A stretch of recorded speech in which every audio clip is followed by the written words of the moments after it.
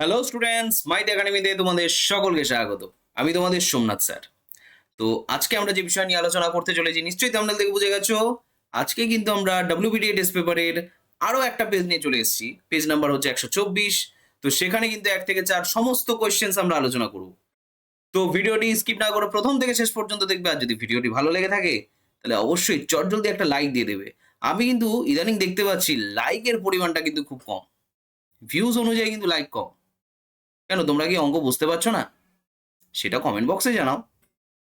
যাই হোক, তাই চট জলদি লাইক এবং তোমার বন্ধুদের মধ্যে শেয়ার করে দিও।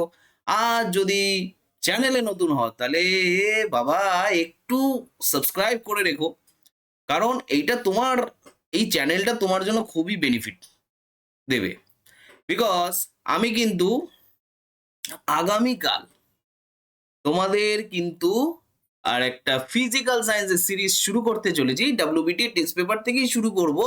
সেটা হচ্ছে এই ফিজিক্যাল সায়েন্সের যত অঙ্ক রয়েছে, ফিজিক্যাল সায়েন্সের তোমাদের সব থেকে বড় সমস্যা হচ্ছে ফিজিক্যাল সায়েন্সের অঙ্ক।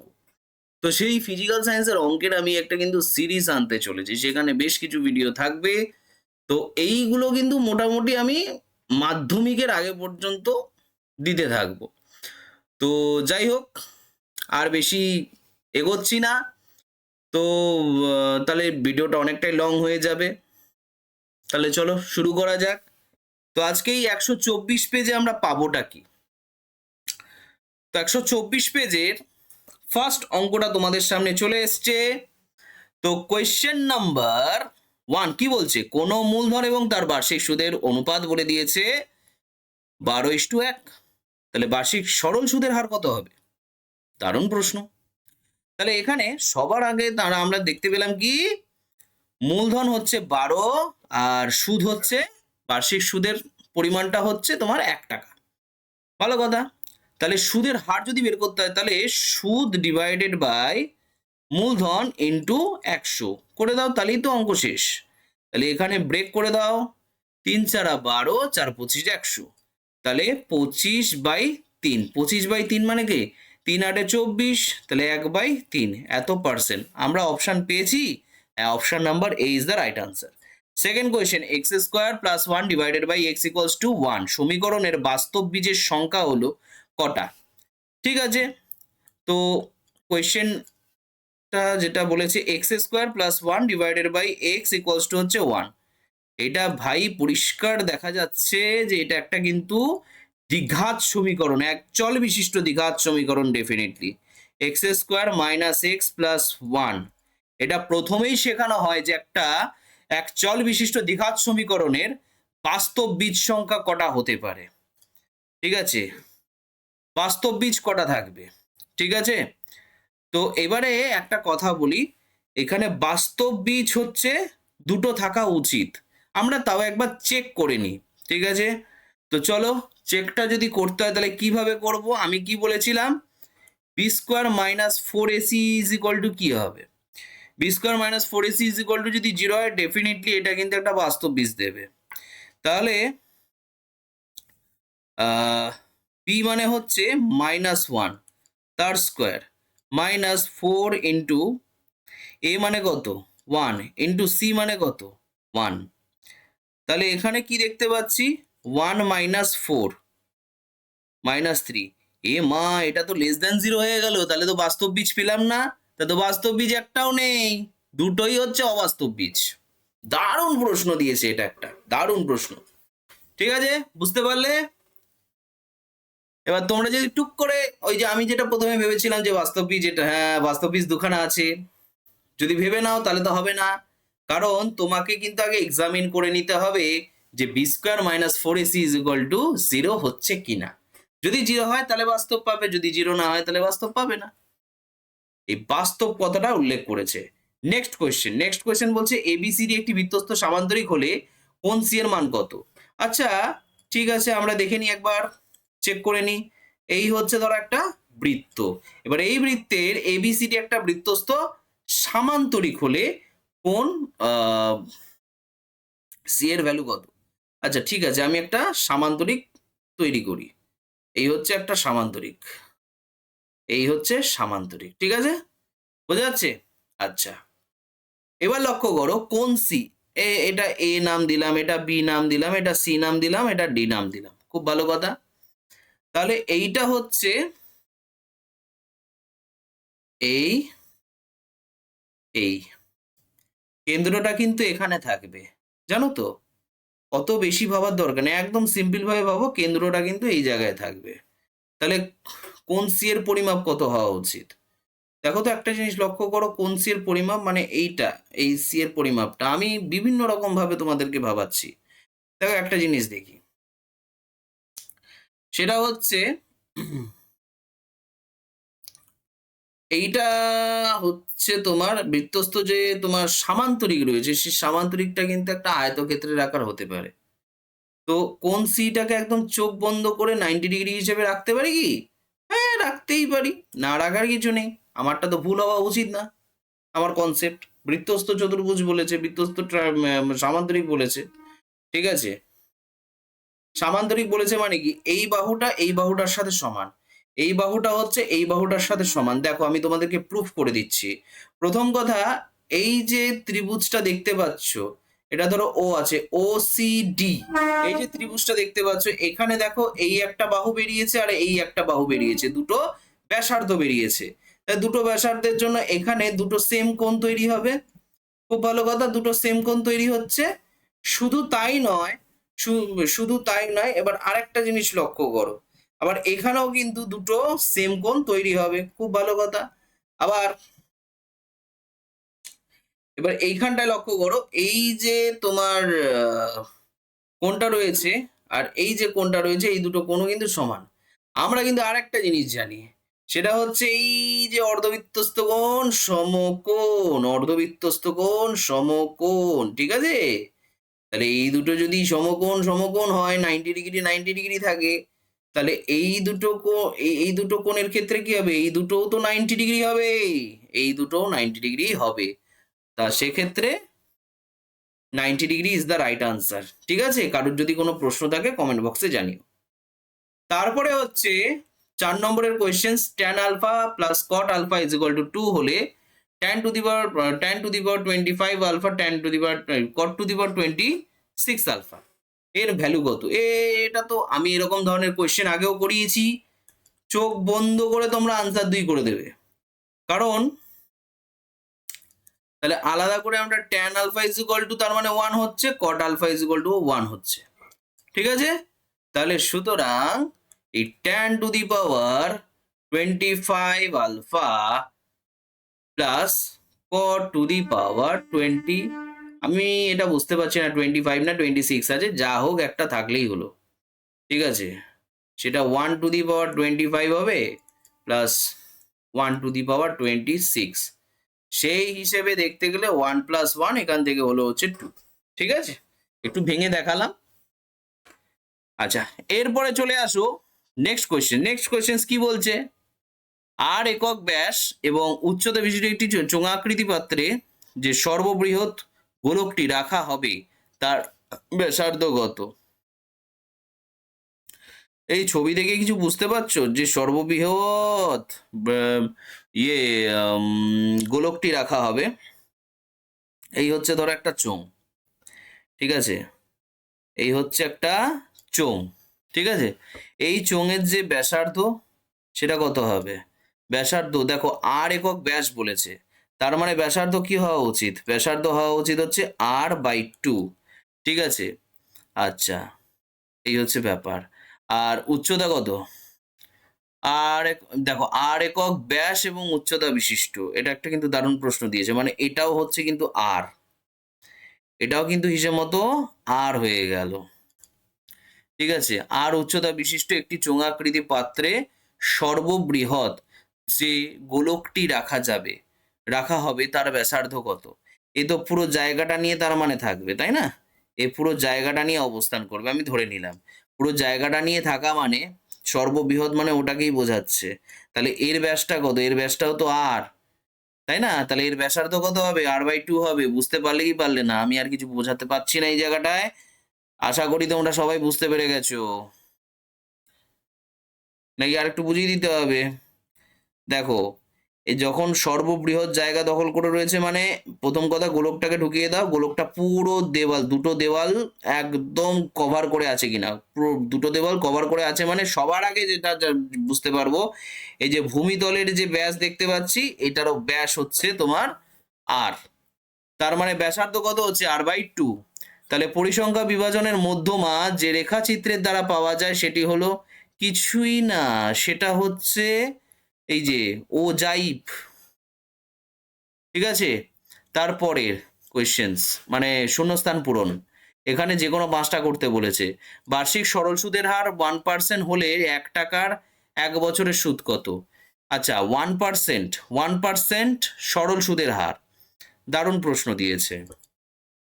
তাহলে 1 টাকার 1 বছরের সুদ কত? আরে কিছুই না, এ তো একদম সিম্পল জিনিস। তাহলে 1 টাকার 1 বছরের সুদ 1% ডিভাইডেড বাই 100, সুদ কত হবে? 0.01 রুপিস, এত টাকা। ঠিক আছে, 0.01 রুপিস, এত টাকা হলো। আচ্ছা, তারপরে a/1, b/2, c/3, এটা ইজ ইকুয়াল টু যদি এরকম হয় তাহলে p এর ভ্যালু কত? এই তো সোজা, একদমই একদমই সোজা। দেখো এ 2 নাম্বারটা কি বলছে?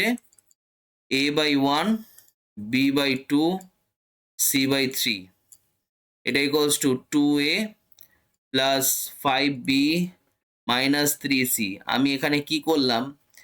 2 ইন্টু 1 মানে এর জায়গায় 5 ইন্টু 2 মাইনাস 3 ইন্টু 3 করে দাও। তাহলে পাবেটা কি? আমরা এখান থেকে কি পাচ্ছি? -3c divided by 2 10 -9। তাহলে এখান থেকে পেলাম কি? 2a plus 5b minus 3c। তাহলে 12 থেকে 9 বাদ দিলে কত হয়? 3। তাহলে আমরা দেখো এখানে এটার সাথে যদি তুলনা করি তাহলে p এর ভ্যালু কত হলো? p এর ভ্যালু হয়ে যাবে 3। বোঝা গেল কি গেল না? বোঝা গেছে? p এর ভ্যালু কত হচ্ছে? 3 হয়ে যাচ্ছে। নেক্সট কোয়েশ্চেন্স, কোনো বৃত্তের ব্যাসের প্রান্তবিন্দুতে ব্যাসের প্রান্তবিন্দুতে অঙ্কিত স্পর্শক দুটি পরস্পর কি হয়? সমান্তরাল হয়। কি বলছে? বৃত্তের একটা ব্যাস আছে, প্রান্তবিন্দুতে অঙ্কিত স্পর্শক দুটি পরস্পর সমান্তরাল হবে। কারণ এই ধরো একটা বৃত্ত রয়েছে, ঠিক আছে, এই একটা ধরো ইসে, তার সাথে সব সময়ের জন্য 90 ডিগ্রি অ্যাঙ্গেল করে থাকে না? সবসময় তো 90 ডিগ্রি অ্যাঙ্গেল করেই থাকে, তাই তো সমান্তরাল হওয়া উচিত, সমান্তরাল হবে। আচ্ছা, সমান্তরাল, সমান্তরাল, ঠিক আছে। নেক্সট কোয়েশ্চেন্স বলছে ত্রিভুজ এবিসি এর, আচ্ছা এটা ইজ ইকুয়াল টু, এটা বলেছে, ঠিক আছে চলো, 2 সাইন এ প্লাস বি, এটা ইজ ইকুয়াল টু হচ্ছে √3। তাহলে আমরা পাবোটা কি? Sine A plus B equals to √3/2। সেখান থেকে আমরা কি পাচ্ছি? Sine A plus B equals to হচ্ছে সাইন 60 ডিগ্রি হয়ে গেল কি না? আচ্ছা, তাহলে A plus B equals to 60 degree, ঠিক আছে, 60 ডিগ্রি। এবার একটা ত্রিভুজ বলেছে, ত্রিভুজ মানে কি? একটা ত্রিভুজের ক্ষেত্রে আমরা জানি ত্রিভুজ এ বি সি এর ক্ষেত্রে মাথায় রাখবে যে সি যেটা হবে যেটা হচ্ছে 180 ডিগ্রি থেকে যদি আমি এ প্লাস বি বাদ দিই তবে গিয়ে আমি কিন্তু সি পাবো, এটা কনসেপ্ট। কারণ তিনটে কোণ মিলে 180 ডিগ্রি হয়। তাহলে 180 ডিগ্রি মাইনাস এ প্লাস বি মানে হচ্ছে 60 ডিগ্রি। তাহলে এখান থেকে পেলাম কি? 120 ডিগ্রি, ঠিক আছে। C is equal to 120 degree, 120 degree, clear. এবার আমাকে কাকে দরকার? সেটা হচ্ছে দেয়ার four cos c/2, cos c/2 মানে হচ্ছে cos 120 ডিগ্রি ডিভাইডেড বাই 2 মানে হচ্ছে cos 60 ডিগ্রি। cos 60 ডিগ্রি মানে কি? 1/2, তাই তো জানি। cos 30-র ভ্যালু হচ্ছে √3/2, পুরো উল্টো, সাইনের উল্টো। তাও একবার চেক করে নি। সাইন 60 ডিগ্রি মানে √3/2, এখান থেকে 60 ডিগ্রি এলো। আচ্ছা ঠিক আছে, 60 ডিগ্রি বাদ দিলাম, 120 ডিগ্রি, 120 ডিগ্রি/2 মানে হচ্ছে 60 ডিগ্রি, cos 60 = 1/2। ঠিক আছে, তারপরে কোশ্চেন্সটা কি বলেছে, একটি নিরেট অর্ধগোলকের ব্যাসার্ধ হচ্ছে 2r হলে সমগ্র তলের ক্ষেত্রফল কত হবে? একটি নিরেট অর্ধগোলক আছে, তার ব্যাসার্ধ হচ্ছে এত হলে তার সমগ্র তলের ক্ষেত্রফল কি? আর সমগ্র তলের ক্ষেত্রফল তো 3πr², তাই না গো? 3πr², 3 × π। এই ব্যাসার্ধ 2r বলেছে, কিন্তু এখানে 2r বলেছে, এখানে 2r হবে, তার স্কোয়ার। মুছতে হবে, সিচুয়েশন খারাপ এটার। একদম সিম্পল ব্যাপার, 3 × π × r², আর মানে এটা।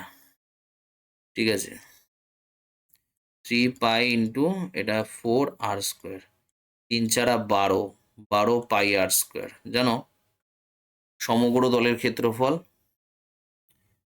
12πr²।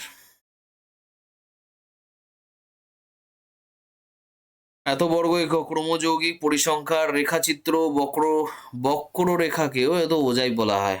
ওজাইব পাওয়া যায়, সেটি হলো মা বলছে মধ্যমা যে রেখাচিত্রের দ্বারা পাওয়া যায় সেটা হচ্ছে ওজাইব। ঠিক আছে, আর হ্যাঁ, বক্ররেখাকে এটা তো ওজাইবই বলা হয়, ওজাইব ছাড়া আর কিছু হবে না। আচ্ছা, সত্য অসত্য বা সত্য মিথ্যা যে কোনো 5টা লিখতে হবে। ফার্স্ট কোয়েশ্চেন্স কি বলছে এগুলো একটু করে করে দেখতে হবে।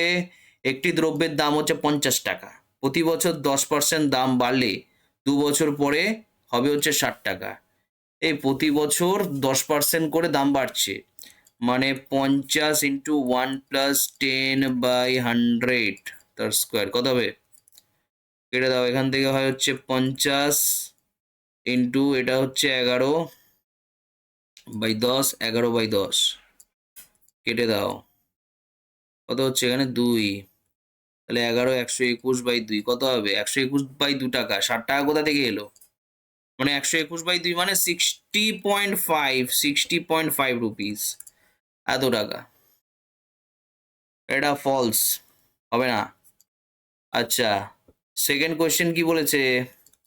সেকেন্ড কোয়েশ্চেন বলছে A varies as to 1/b, A varies as to 1/c, B varies as to 1/c হবে। ও বলছে এ ভ্যারিজাস টু 1/b আর এ ভ্যারিজাস টু 1/c। ধরো এ ভ্যারিজাস টু 1/b, আর একটা বলছে এ ভ্যারিজাস টু 1/c। তার মানে কি বলছে? B varies as to 1/c? না গো না, বিষয়টা হচ্ছে কি দেখো, প্রথম কথা হচ্ছে আমি যদি একটু করে দেখি তাহলে এ ইজ ইকুয়াল টু, ধরো এটা k1 1/b আসছে, আর এখানে a equal to k2 1/c আসছে। খুব ভালো কথা, আনন্দের বিষয়। এবার আমি কি করলাম, দেখো এ রাখা যাবে না, বি আর সি এক কথায়। তাহলে এই দুটোকে একসাথে মিলিয়ে দাও, তাহলে k1 1/b ইকুয়াল টু হচ্ছে k2 1/c। তাহলে এখান থেকে আমি ওভারঅল যেটা পেলাম 1/b ইকুয়ালস টু হচ্ছে k2/k1 ইন্টু 1/c। তাহলে ওভারঅল দেখতে গেলে b equal to k1 k2 into c, পুরো ব্যাপারটা চেঞ্জ হয়ে গেল, overall b varies as to c হয়ে গেল। তাহলে এখানে b ভ্যারিজাস টু 1/c বলেছে, এটাও ফলস। তারপরের কোয়েশ্চেনটা, একটি বৃত্তের অন্তস্থ বিন্দু P1 বৃত্তটিতে অঙ্কিত কোনো স্পর্শক P বিন্দুগামী হবে। হ্যাঁ, আচ্ছা, বৃত্তের কোনো অন্তস্থ বিন্দু থেকে আমরা কখনো স্পর্শক অঙ্কন করতে পারি? এটা তো কখনো সম্ভব নয়, তাহলে এটাও ফলস। তারপরের কোয়েশ্চেনটা কি বলেছে? বলছে 4 নম্বর দাগের sine 30 degree plus sine 60 degree কি হবে? এই সাইন 30 ডিগ্রি আর সাইন 60 ডিগ্রি মিলে কি হয়? সাইন 30-র ভ্যালু কত? 1/2, আর সাইন 60 ডিগ্রির ভ্যালু কত? √3/2।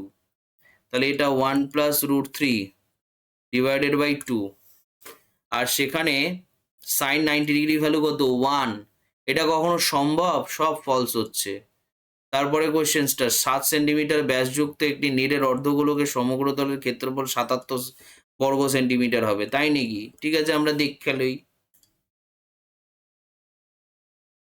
দেখে নি কি হতে পারে। ব্যাস বলেছে 7 সেন্টিমিটার, খুব ভালো কথা। তাহলে ব্যাসার্ধ কি হবে 7/2, তাহলে সমগ্র তলের ক্ষেত্রফল মানে কি 3πr², তো 3π 7/2 স্কোয়ার, এটাই তো আসছে। তো 3 × 22/7, যদিও পাই এর ভ্যালু কিন্তু 22/7, এটা সম্পূর্ণ ঠিক নয়, সম্পূর্ণ ঠিক নয়। এটার লজিক আমি একটা ভিডিওতে তোমাদের দেব, ঠিক আছে? এবার 7 7 কেটে দিলাম, 2 এর সাথে এটা কাটলাম 11, তাহলে হলো কত? এটা 33 × 7, 33 × 7 ডিভাইডেড বাই 2 হচ্ছে। আমি এটা আর করে দেখছি না, কিন্তু এটা কোনোভাবে 77 বর্গ সেন্টিমিটার হয়? এটা হওয়া সম্ভব? কখনোই নয়, এটাও ফলস। তারপরের কোয়েশ্চেনটা, ক্ষুদ্রতম সূচক ওজাইভ এবং বৃহত্তম সূচক ওজাইভের ছেদ বিন্দু থেকে আমরা গড় নির্ণয় করতে পারি। কি অবস্থা? গড় কেন নির্ণয় করবো? আমরা তো মধ্যমা নির্ণয় করি। এটা এটা কখনো হতে পারে না, এটা মধ্যমা নির্ণয় করতে পারি, তাহলে এটাও ফলস। আরে সবই তো ফলস দেখাচ্ছে, কি অবস্থা? তাহলে কি আমার কোনো গন্ডগোল হলো, না কোয়েশ্চেন ওরকমই? হতেই পারে, না হওয়ার কিছু নেই। দেখো 7 সেন্টিমিটার ব্যাস বলেছিল, ঠিক আছে, এটা ঠিক আছে, আমার সমস্যা কিছু নেই, ব্যাসার্ধ দিয়ে কাজটা করতে হয়েছে, ওরকমই হবে। চলো, আর অপেক্ষা করে লাভ নেই, এবার আমরা 4 দাগের কোয়েশ্চেন্সে ঢুকি। ফার্স্ট কোয়েশ্চেনটা কি বলেছে? 2005 সালের 1 জানুয়ারি থেকে 27 মে পর্যন্ত বার্ষিক 6% হারে সরল সুদে 2000 টাকার সুদ কত হবে? ওহ, দারুণ প্রশ্ন, দারুণ প্রশ্ন, এই তো বইয়ের প্রশ্ন, আলাদা করে বলার কিছু নেই। ঠিক আছে, তাহলে ফার্স্ট কোয়েশ্চেনটা আমি এরকম ভাবে করব। জানুয়ারি কত দিন? 31 দিনে হয়। তারপরে ফেব্রুয়ারি কত দিনে হয়? ফেব্রুয়ারি হয় হচ্ছে 2005 বলেছে, এটা তো লিপিয়ার নয়, তাহলে 28 দিন। তারপরে জানুয়ারি ফেব্রুয়ারি মার্চ হয়, মার্চের কত? 31 দিনে হয়। এপ্রিল কত? 30 দিনে হয়। মে কত? মে এখানে 27 তারিখ পর্যন্ত, কিন্তু 27 তারিখটা ধরবো না আমরা, 26 তারিখ পর্যন্ত, অর্থাৎ 26 দিন ধরবো, ঠিক আছে? তাহলে কতদিন হলো দেখি ক্যালকুলেট করে, 6 আর 1 7, 8 7 15, 16, হাতে 1 1, ওই 146 হবে হয়তো। 1 2 আর 3, 3 3 6, 3 9, 9 2 11, 11 3 14, দেখেছো 146, তাহলে 146 দিন টোটাল। তাহলে 146 দিন হওয়া মানে, সুতরাং বছর হিসেবে কত হচ্ছে সময়টা? সময় হচ্ছে 146 ডিভাইডেড বাই 365 দিয়ে ভাগ করলেই তো আমি বছরটা পেয়ে যাবো, তাই নয় কি? ক্যালকুলেট করো, কি পাচ্ছ জানাও। 146, 146, এবার 146 মানে 73, 73 দুগুণে 146, আর 73 × 5, 73 × 5 কত হয়? 3 5 15, 5 7 35, হ্যাঁ এটাই হবে। তাহলে 5 টাইমস, তাহলে 2/5, এত বছর, ঠিক আছে, এত বছর। এবার বলছে আমার এটা কমপ্লিট হয়ে গেল, তাহলে 2000 টাকার সরল সুদ যেহেতু বলেছে, এবার 6% মানে আর পার্সেন্টেজটা হচ্ছে 6%, মানে আর মানে 6%, আর মানে 6%, ঠিক আছে? তারপরে আর মানে 6%, আর পি হচ্ছে 2000 টাকা, পি হচ্ছে 2000 টাকা, হলো। সময়টা তো পেয়েই গেছি, সুদ বের করতে হবে, তাহলে সুদটা কত হবে বলো? সুদ কত হবে? সুদ মানে হচ্ছে আই, আই মানে কত? PTR/100, তাহলে পি মানে কত? 2000 টাকা, টি মানে কত? 2/5, আর মানে কত 6 ডিভাইডেড বাই 100, যা হবে সেটাই answer. 2002 6 divided by 100 into 5, calculate করো, পাবোটা কি? এই 4 5 20, তাহলে 4 দুগুণে 8, 6টা 48, তাহলে কত টাকা হলো গো? 48 টাকা। ঠিক আছে, 2000 টাকার সুদ হচ্ছে 48 টাকা। এবার এ বি সি একত্রে একটি ব্যবসা শুরু করলো। মূলধনের 1/2 অংশ এ, মূলধনের 1/3 অংশ বি এবং অবশিষ্ট হচ্ছে সি ছিল। লভ্যাংশের অনুপাত বের করতে হবে। প্রশ্নটা দারুণ। ধরো মূলধনের 1/2 অংশ এ দিয়েছে, তাহলে 1/2 অংশ এ দিয়েছে, 1/3 অংশ দিয়েছে হচ্ছে বি, আর অবশিষ্ট হচ্ছে সি দিয়েছে। দারুণ প্রশ্ন দিয়েছে। আমি একটুখানি টুক করে একটা জিনিস সলভ করিনি, কারণ এই জিনিসটা না হলে হবে না। দেখো, আমি তোমাদের হিসেবের সুবিধার্থে মূলধনটাকে ধরে নিলাম হচ্ছে x টাকা। খুব ভালো কথা। তাহলে এ কত টাকা দিয়েছে? এ দিয়েছে কত টাকা? 1/2 অংশ এ দিয়েছে মূলধনের, তাহলে x/2 টাকা দিয়েছে। বি দিয়েছে কত টাকা? বি দিয়েছে হচ্ছে x/3 টাকা। তাহলে সি কত টাকা দেবে? সি দিয়েছে হচ্ছে, এই দেখো টোটাল মূলধন কত গো? x টাকা। সেখান থেকে আমি যদি এই দুটো টাকা যোগকে যদি আমি বিয়োগ দিয়ে দিই, তাহলেই তো কাজ শেষ। তাহলে এখান থেকে 3 2 5 5 5x বাই 3 দুগুণে 6, তাহলে এখানে 6 হলো, মানে x/6 টাকা। এটা পেয়ে গেলাম। তাহলে এখন কথা হচ্ছে এ এ বি সি এর লভ্যাংশের অনুপাত, তাই তো বের করতে বলেছে। लभ्यांशेर अनुपात कितना होगा? अभी कितना होना चाहिए? x/2 is to x/3 is to x/6, তাহলে 1/2 इज टू 1/3 इज टू 1/6। बहुत अच्छा। 2 3 6 এর এলসিএম কত, মানে লসাগু কত? 6। তাহলে 6/2 এখানে হবে 3, 6/3 এখানে হবে 2, 6/6 এখানে হবে 1। তাহলে 3:2:1। This is the right answer of this question. চলো, then go to the next question.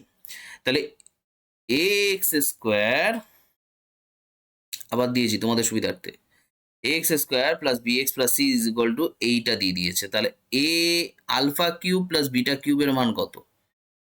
Alpha cube R beta কিউবের মান কত দেখি তো। এটা একটু অন্যরকম মনে হচ্ছে অঙ্কটাকে। তাহলে বলছে x square plus B x plus c, এটা ইজ ইকুয়াল টু বলছে নাকি এক্স মাইনাস আলফা আর এক্স মাইনাস বিটা, এটা বলে দিয়েছে। একটু ভাঙি জিনিসটাকে, পাবোটা কি শুধু একটু দেখে নি সেটাই। এটা ইকুয়াল টু, আমি যদি সলভ করি এই জায়গাটায় পাবোটা কি? তাহলে এখানে পাবো হচ্ছে x into x minus beta আর minus alpha into x minus beta. ঠিক আছে, A x square plus B x plus C, এখান থেকে পেলামটা কি? এক্স স্কোয়ার পেলাম মাইনাস বিটা এক্স পেলাম, এখানে আলফা এক্স পেলাম, এখানে আলফা বিটা পেয়ে গেলাম। খুব ভালো কথা। A x square plus B x plus C, তাহলে এখানে পেলামটা কি? এখানে আমরা যেটা পেলাম সেটা হচ্ছে, দেখো লক্ষ্য করো, এখানে পেলাম হচ্ছে x square minus alpha plus beta into x plus alpha beta, এটা পেয়ে গেলাম। খুব ভালো কথা। এখান থেকে বলছি alpha cube plus beta cube কি হওয়া উচিত? তাহলে এখানে এক্স এর সহগ কি? বি। এখানে এক্স এর সহগ কি হওয়া উচিত? এখানে এক্স এর সহগ কি হওয়া উচিত? Alpha plus beta. তাহলে কি alpha plus beta is equal to B হবে, মাইনাস বি হবে? না, alpha plus beta is equal to minus B by A হওয়া উচিত। কারণ আমরা কনসেপ্টটা খুব ভালো করেই জানি, ভেরি ভেরি ইম্পর্টেন্ট কনসেপ্ট, যে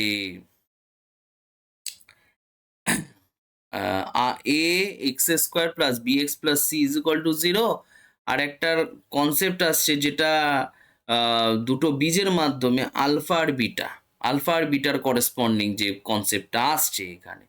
তো পুরোটাকে যদি আমি সলভ করি বিষয়টা কিন্তু এটাই আসে, মানে আমাকে দুটোর মধ্যে কম্পেয়ার করলে alpha plus beta is equal to আমি যেটা পাবো মাইনাস বি বাই এ।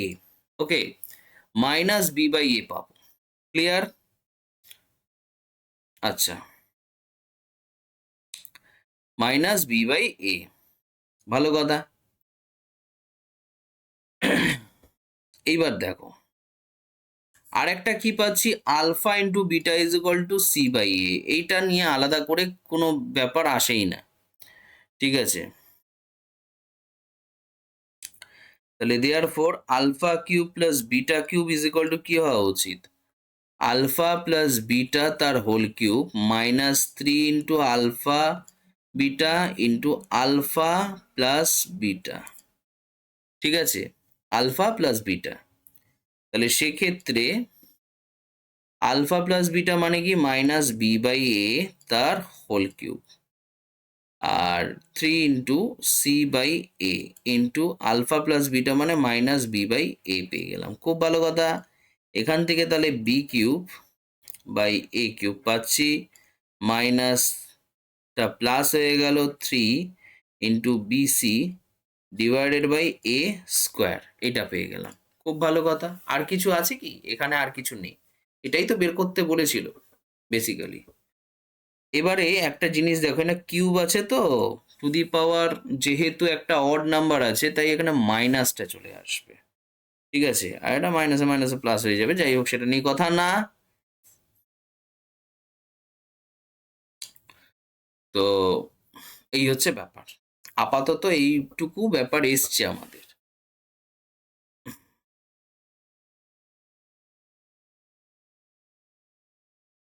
আচ্ছা, ভি ভ্যারিজাস আর কিউব, যেখানে এবং আর ইজ ইকুয়াল টু 3 হলে v is equal to 18 pi হয়, তাহলে প্রমাণ করো v is equal to 2/3 pi r square. খুব কনসেপচুয়াল কোয়েশ্চেন্স গুলো দিচ্ছে কিন্তু, খুব ভালো প্রশ্ন। এবার দেখো তোমাদের এখানে কনফিউশন আসতেই পারে, ব্যাপারটা কি হলো, A x square B x plus C এরকম আসছে, তাহলে তোমাকে এ পাশেও তাহলে কিন্তু এ এক্স স্কোয়ারের ব্যাপারটা নিয়ে আসতে হবে। এ এক্স স্কোয়ার নিয়ে আসো এখানে, তাহলে এ এক্স স্কোয়ার যদি তুমি এখানে নিয়ে চলে আসো তাহলে কিন্তু এখানেও সব এ নিয়ে আসতে হবে, সব এ নিয়ে আসো, সমস্যা কিছু নেই, নিয়ে আসো না। এটা হঠাৎ করে নিয়ে চলে আসছো, এমন ভাবে নিয়ে আসতে হবে যাতে আলফা প্লাস বিটা মানে কি মাইনাস বি বাই এ বসাও এখানে। তাহলে মাইনাস বি বাই এ যদি নিয়ে চলে আসো তাহলে কি হচ্ছে এখানে, তাহলে তোমার এ কেটে যাচ্ছে, এখানে বি এক্স হয়ে যাচ্ছে, আর এখানে যদি সি বাই এ হয় তাহলে তুমি বসাও না, বসিয়ে দিলেই তো কাজ হয়ে যাবে এখানে, সমস্যা কিছু নেই, ঠিক আছে? যাই হোক, অত সব ইস্যুতে যাচ্ছি না আমি, বিষয়টা তোমরা আশা করি বুঝতে পেরে গেছো, ঠিক আছে? হলো, মানে আমি যদি এইভাবে দেখি যে এই দুটো যেহেতু সমান, তার মানে এটা ইজ ইকুয়াল টু জিরো হলে তাহলে এই ইকুয়েশন এই পোর্শনটা ইকুয়াল টু জিরো হয়ে যাবে। তারপরে তো তুমি কম্পেয়ার করতেই পারবে। তুমি তো ধরো দ্বিঘাত সমীকরণে তোমরা পড়েইছো, সেটা নিয়ে তো আলাদা করে বলার কিছু নেই। তাহলে ভি ভ্যারিজাস আর কিউব আছে, ঠিক আছে? তাহলে এখান থেকে v is equal to k into r cube আসছে। তাহলে এবার আচ্ছা, যদি তুমি দেখো আর ইকুয়াল টু 3 হচ্ছে, তাহলে v is equal to 18 pi হবে। ঠিক আছে, তার মানে হচ্ছে v is equal to 18 pi, সেটা is equal to k into r cube মানে 3 cube. 18 pi is equal to k into 3 cube মানে হচ্ছে 27। খুব সিম্পল একটা ব্যাপার। তাহলে কে ইজ ইকুয়াল টু কি হওয়া উচিত? 18 পাই বাই 27 হয়ে যাচ্ছে। আমি এখন কাটাকুটি করবো না, সেটা নিয়ে সমস্যা নেই, এটা থাক এরকম, এটা এরকম থাক, সমস্যার কোনো কারণ নেই। এবার আমি আসল জায়গায় আসবো। তাহলে সুতরাং ভি ইজ ইকুয়াল টু কে এর জায়গায় আমরা কি লিখতে পারি? 18 পাই বাই 27 এত আর কিউব। ঠিক আছে, এবার কাটাকুটি করো। 3 6 18, আচ্ছা, এই 3 6 18 আর 3 নং 27। ঠিক আছে, এটাকে কাটো। 3 দুগুণে 6, 3 তিরিকে 9, তাহলে পেলামটা কি? 2/3 পাই আর কিউব। ঠিক আছে, তাহলে ভি ইজ ইকুয়াল টু আমরা কিন্তু এটাই পেলাম শেষমেশ। কথা বোঝাতে পারছি? ব্যাস, এটাই হচ্ছে মেন ফ্যাক্ট। তাহলে এবারে 5 নম্বরের দাগের কোয়েশ্চেনটা আমরা একটু দেখে নেব। এতে এতগুলো পেজ লাগলোই না। কোয়েশ্চেনটা দেখি। শুরু হয়েছিল হচ্ছে 10 সেন্টিমিটার ব্যাস বিশিষ্ট, 10 সেন্টিমিটার ব্যাস বিশিষ্ট বৃত্তের একটি জ্যায়ের দৈর্ঘ্য বলে দিয়েছে 8 সেন্টিমিটার। তাহলে কেন্দ্র থেকে জ্যাটির দূরত্ব কত? খুবই সহজ, আলাদা করে বলার কিছু নেই, এটা 5 নম্বরের কোয়েশ্চেন্স। এই হচ্ছে একটা সুন্দর বৃত্ত, অসাধারণ। এবারে আমি একটা জ্যা অঙ্কন করব, জ্যাটা দেখতে এরকম হবে। ধরো এ বি একটা জ্যা রয়েছে, এটা হচ্ছে বৃত্তের কেন্দ্র, আর এটা হচ্ছে বৃত্তের কেন্দ্র থেকে জ্যায়ের দূরত্ব 90 ডিগ্রি অ্যাঙ্গেল বরাবর থাকতে হবে। এটা হচ্ছে বৃত্তের ব্যাসার্ধ। ঠিক আছে, এত সব কিছু আমার জানা হয়ে গেল। 10 সেন্টিমিটার ব্যাস বিশিষ্ট বলেছে, তাহলে ব্যাসার্ধ কত? ব্যাস তো বলে দিয়েছে কত? 10 সেন্টিমিটার। খুব ভালো কথা। তাহলে ব্যাসার্ধ কি হওয়া উচিত? ব্যাসার্ধ কি হওয়া উচিত? সেটা হচ্ছে 5 সেন্টিমিটার হওয়া উচিত। তাহলে 5 বসিয়ে দাও এখানে, 5 সেন্টিমিটার। আর কি আছে? জায়ের দৈর্ঘ্য 8 সেন্টিমিটার, এখান থেকে 8 সেন্টিমিটার জায়ের দৈর্ঘ্য। ঠিক আছে, তাহলে এখান থেকে এই পোর্শনটা কত হচ্ছে? 4 সেন্টিমিটার, 4 সেন্টিমিটার হচ্ছে। তাহলে এটা 5, এটা 4 হচ্ছে। তাহলে আমার এই দূরত্বটা দরকার। ওরে বাবা রে বাবা, এই দূরত্বটা দরকার। ঠিক আছে, এই দূরত্বটা দরকার আছে। তাহলে কিচ্ছু না, এইটা তুমি একটা কাজ করো, আহ এটা একটা নাম দাও, এটা হচ্ছে ডি, ডি পয়েন্ট। তাহলে হিসেব মতো ফর্মুলেশন অনুযায়ী ও ডি ইজ ইকুয়াল টু কি হওয়া উচিত? ও ডি কিছুই না, অধিভুজের দৈর্ঘ্য স্কোয়ার মাইনাস ভূমি স্কোয়ার। এটাই তো ফর্মুলা আমরা জানি basically, O B square minus BD square, তাই না? এটাই তো জানা আছে আমাদের আলটিমেটলি। তাহলে 5 square minus BD square 4 square. তাহলে এখান থেকে আমরা 25 পেলাম মাইনাস 16, তাহলে সেখান থেকে আমরা পেলাম হচ্ছে 9, আর সেখান থেকে পেলাম হচ্ছে 3 সেন্টিমিটার। ওকে, তাহলে ও ডি, ও ডি হচ্ছে 3 সেন্টিমিটার। তাহলে 3 সেন্টিমিটার হচ্ছে দূরত্ব। ঠিক আছে, তাহলে এর আনসার হচ্ছে 3 সেন্টিমিটার হবে। এবার নেক্সট কোয়েশ্চেন, ত্রিভুজ এবিসি এর কোণ বি হচ্ছে স্থূলকোণ। ছবিটা একটু আঁকতে হবে আমাকে। ছবিটা কি বলছে দেখি। বলছে ত্রিভুজ এবিসি, আমি একটা ত্রিভুজ অঙ্কন করি। এই যে ত্রিভুজটা রয়েছে, এই ত্রিভুজটার ক্ষেত্রে আমি একটা আমার ইয়েটা পড়া হয়ে গেছে। ওরে বাবা রে, বৃত্তটা অসাধারণ আঁকলাম গো, অসাধারণ অসাধারণ। উম উম উম কি করব কি করব? হ্যাঁ, তাহলে এটা হচ্ছে এ, এটা হচ্ছে বি, এটা হচ্ছে সি। কেন? কারণ বি পয়েন্টটা হচ্ছে মানে বি পয়েন্টে যে কোণটা তৈরি হবে সেটা স্থূল কোণ হবে। এবারে ও পরিকেন্দ্র ও। এবার A O C, A O C, A O C is equal to 110 degree. A O C is equal to 110 degree. তার মানে এটা বলে দিয়েছে 110 ডিগ্রি। খুব ভালো কথা, 110 ডিগ্রি। তাহলে কোণ এবিসি এর মান কত? কোণ এবিসি মানে এই কোণটা আমাকে বের করতে হবে। একদম সিম্পল ব্যাপার। এইটা দেওয়া আছে, তোমাকে ওইটা বের করতে হবে। ওকে, হোক তাই হোক। তাহলে এটা 110 ডিগ্রি হলে প্রথম কথা দেখো, এই যে দুটো বাহু রয়েছে এই দুটো বাহু তো একই বৃত্তের ব্যাসার্ধ। একই বৃত্তের ব্যাসার্ধ যখন, তাহলে নিশ্চয়ই তোমরা বুঝতে পারছো এই দুটো কোণ কি হওয়া উচিত। 110 হলে তার মানে বাকি দুটো মিলে হচ্ছে 70 হবে। তাহলে 35 35 করে আসছে, 35 35 70। নেক্সট আমরা কি দেখতে পাবো, এই যে এই দুটো বাহু কি সমান হবে সেটা তো আমি বলতে পারছি না। আমার তো এটা সামান্তরিক নয় যে আমি বলতে পারবো। কনসেপ্ট হচ্ছে এরকমই।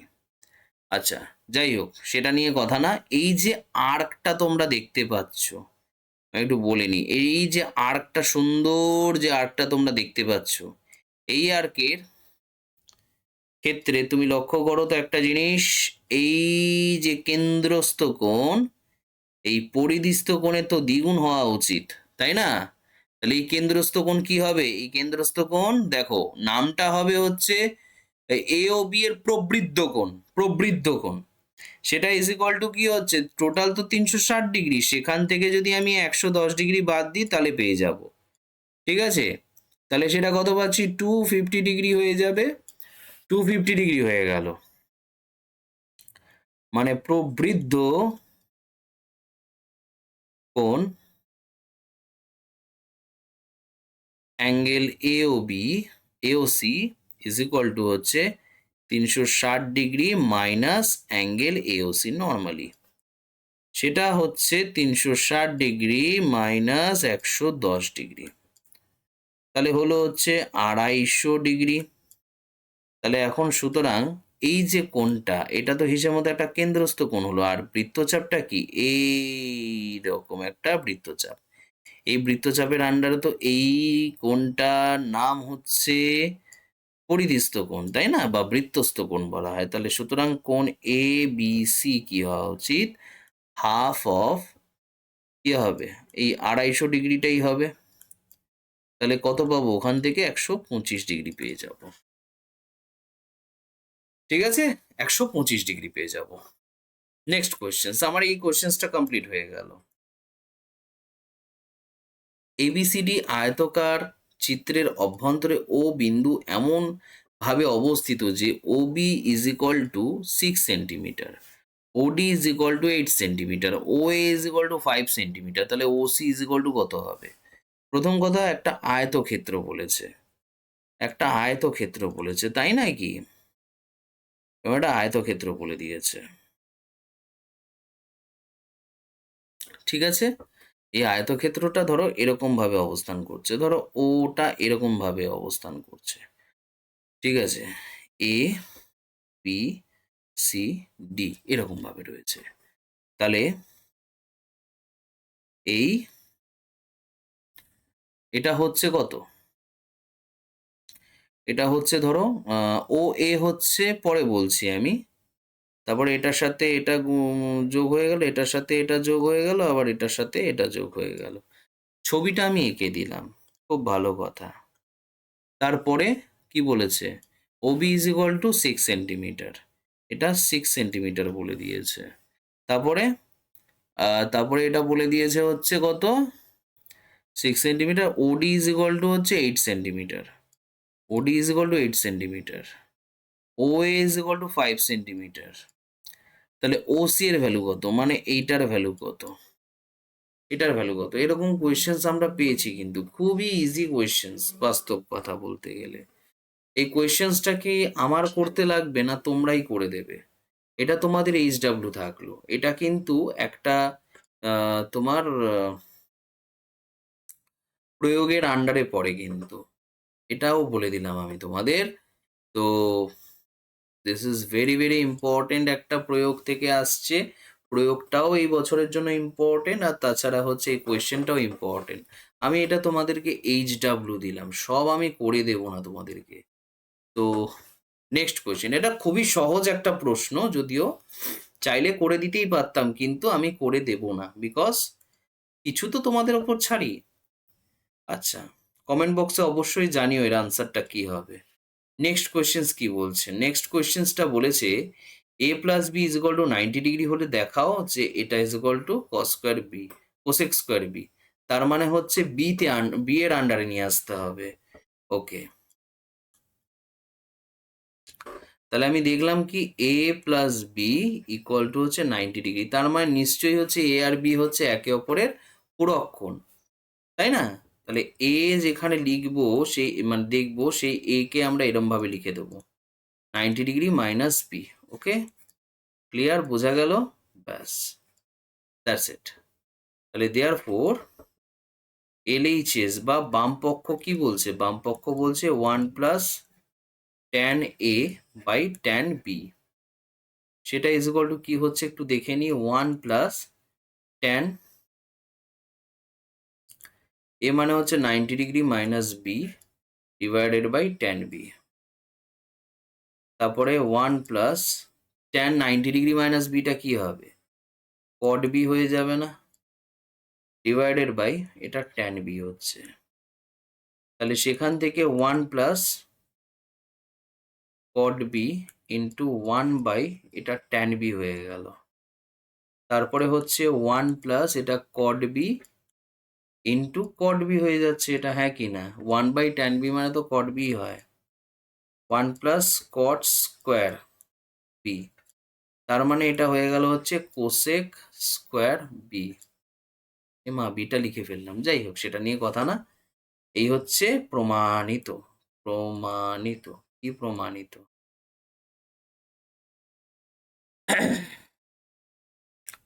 তারপরের কোয়েশ্চেনটা কি বলেছে, ঘড়ির উন্নতি কোণ,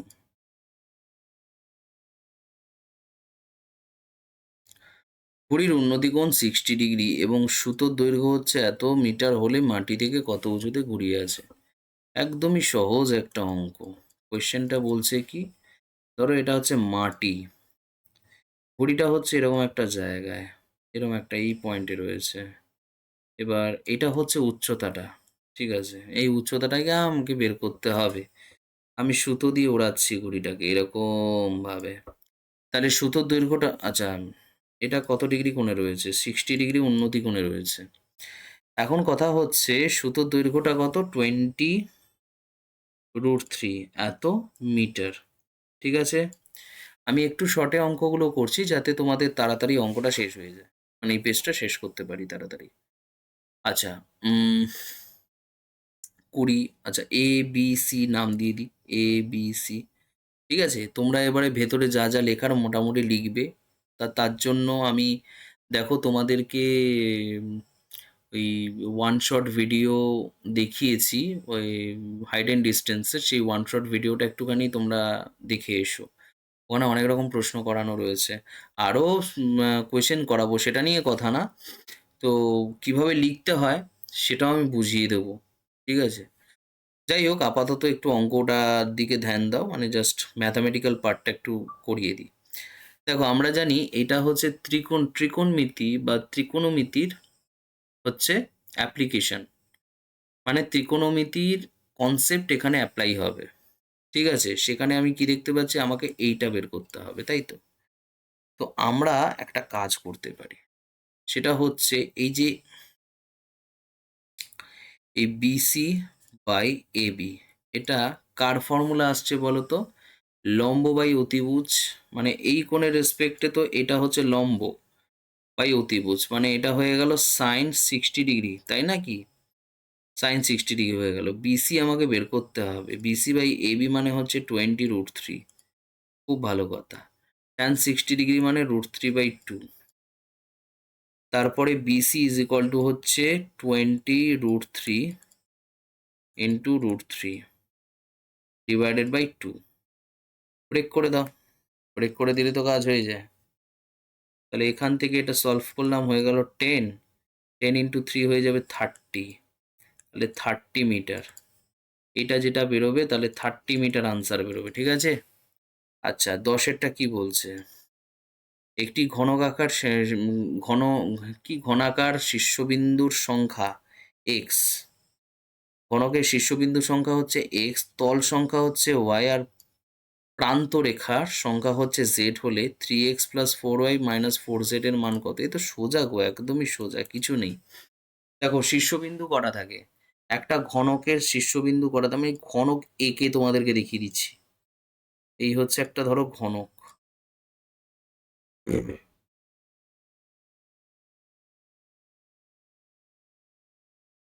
এই, এবারে আমি তোমাদেরকে একটা জিনিস দেখিয়ে দিচ্ছি। 1, 2, 3, 4, 5, 6, 7, 8, তাহলে এক্স এর ভ্যালু কত হলো গো? এক্স এর ভ্যালু হয়ে গেল 8, ঠিক আছে। ওয়াই তল, কতগুলো তল থাকে? 6টা তল থাকে না? 1, 2, 3, 4, 5, 6, তাহলে 6টা তল থাকে। আর জেড প্রান্ত রেখা সংখ্যা কটা?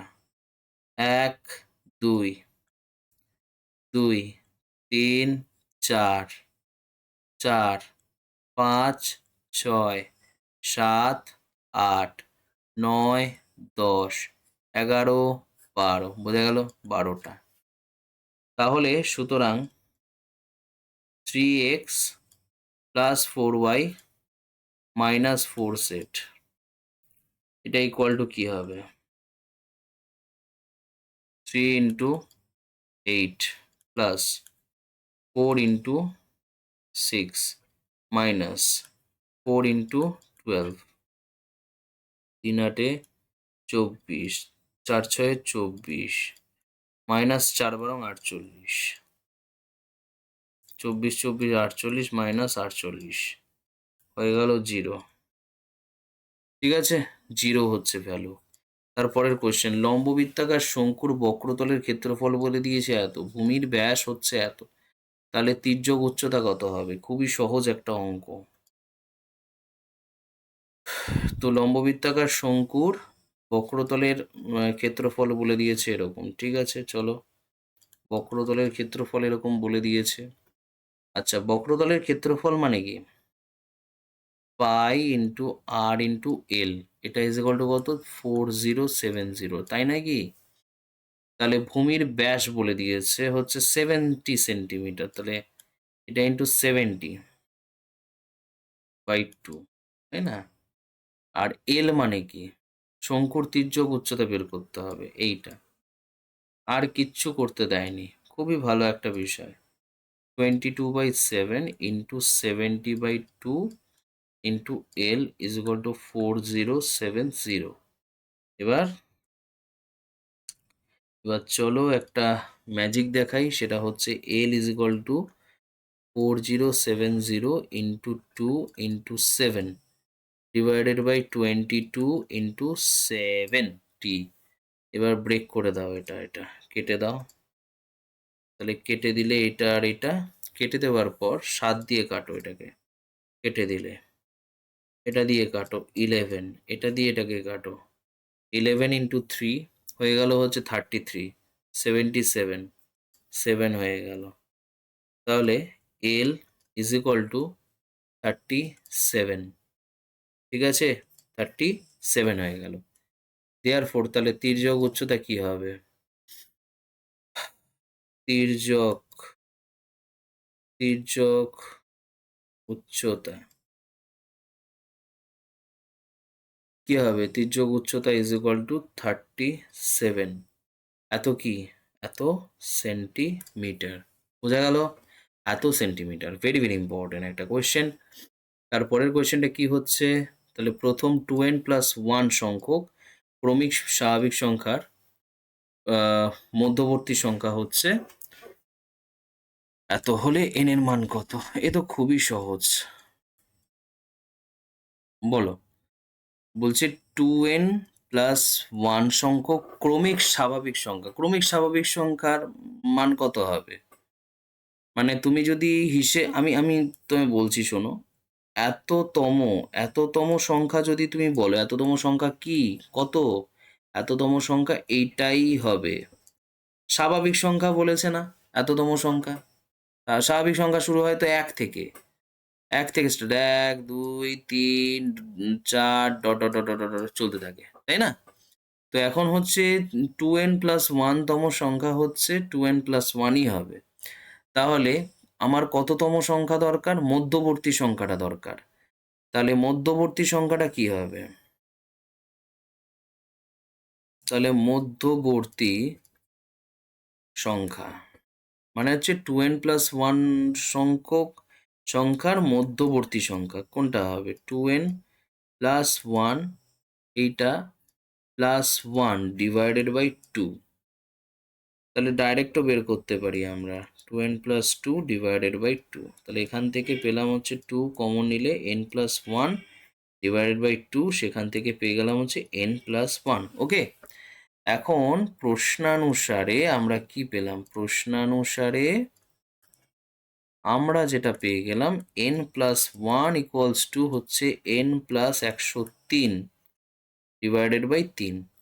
তাহলে এখান থেকে 3n হয়ে গেল প্লাস 3 হয়ে গেল, এটা ইজ ইকুয়াল টু n+103।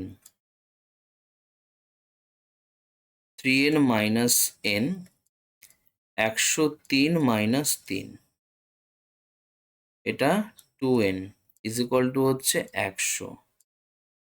ঠিক আছে, n ইকুয়ালস টু হচ্ছে 50। এটা হচ্ছে আনসার। ওকে, ভেরি ভেরি ইম্পর্টেন্ট। তো মোটামুটি এখানে 12টা কোশ্চেন আমি কমপ্লিট করে দিলাম তোমাদের। তো এইভাবে 1 থেকে 4 পর্যন্ত সমস্ত কোয়েশ্চেন্স আমি তোমাদেরকে কমপ্লিট করে দিলাম। আর ওই একটা প্রশ্ন তোমাদের জন্য রাখলাম, HW খুবই সহজ, চাইলে আমি করে দিতে পারতাম, কিন্তু ভাবলাম না, তোমাদের ওপরেও কিছু ছাড়ি, দেখি তোমরা ভিডিও দেখো কিনা, জাস্ট এটা চেক করার জন্য। যাই হোক, তো আহ এরপরে এরপরের দিন আমরা এরপরের পেজটা নিয়ে আলোচনা করব। WBTA টেস্ট পেপারের সিরিজটা বেশ ভালোভাবেই চলছে মোটামুটি। তো তোমরা দেখো ভিডিওটা, ভালো লাগলে অবশ্যই লাইক করো এবং তোমার বন্ধুদের মধ্যে শেয়ার করে দিও। ঠিক আছে, তাহলে চলো, after all thanks for watching, tata.